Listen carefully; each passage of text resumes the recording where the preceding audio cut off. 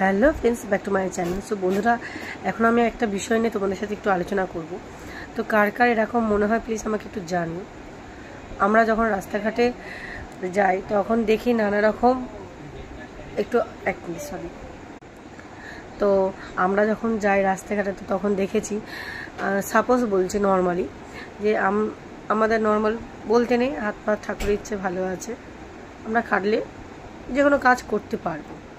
কিন্তু বিশেষ করে যাদের কোনো প্রবলেম আছে হাতে বা পায়ে বা জন্ম থেকে কিছু একটা প্রবলেম, তাদের বলুন তো, আমরা শুধু ভগবানের কাছে বারবার বলি যে ঠাকুর আমাদের এটা দাওনি কেন, ওটা দাওনি কেন, যেমন প্রত্যেকটা মানুষই বলে থাকে। ভেবে একবার দেখা হয়েছে যে যাদের কিছু নেই, যাদের কোনো সমস্যা, তারা কি করছে? আমরা তবু তো নিজেদের ভালো আছি, নিজেদের পায়ে হাঁটতে পারছি, নিজেদের হাতে সমস্ত কিছু কাজ করতে পারছি। আর যাদের এইগুলো প্রবলেম, যারা হুইল চেয়ারে করে রাস্তা দিয়ে যাচ্ছে, কীরকম লাগে? অনেক মানুষ আছে, অনেকের চিন্তাধারা এটা যে ঠাকুর জন্ম দিয়েছে যখন গরিব ঘরে কেন দিয়েছে?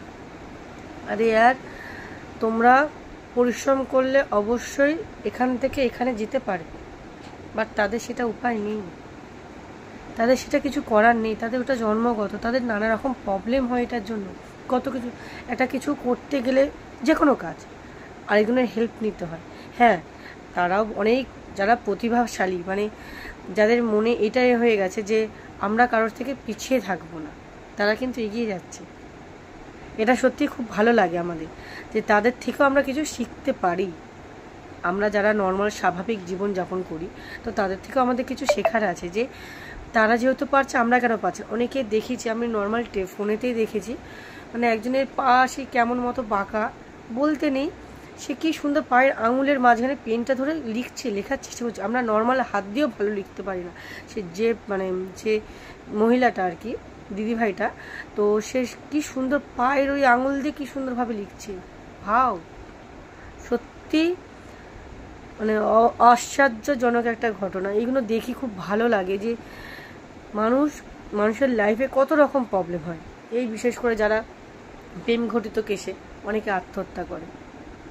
হ্যাঁ, কারোর সাথে মিশলে হয়তো অনেক খারাপ লাগা, ভালো লাগা, সেন্টিমেন্ট অনেক কিছু জড়িয়ে যায়, সব কিছুই মানলাম, বাট আত্মহত্যা এটা কোনো সলিউশন নয়, এটা কোনোভাবে সলিউশন। তাহলে তারা কি করবে? যাদের সব কিছু থেকে পিছিয়ে পড়েছে, যারা, তারা কি করবে?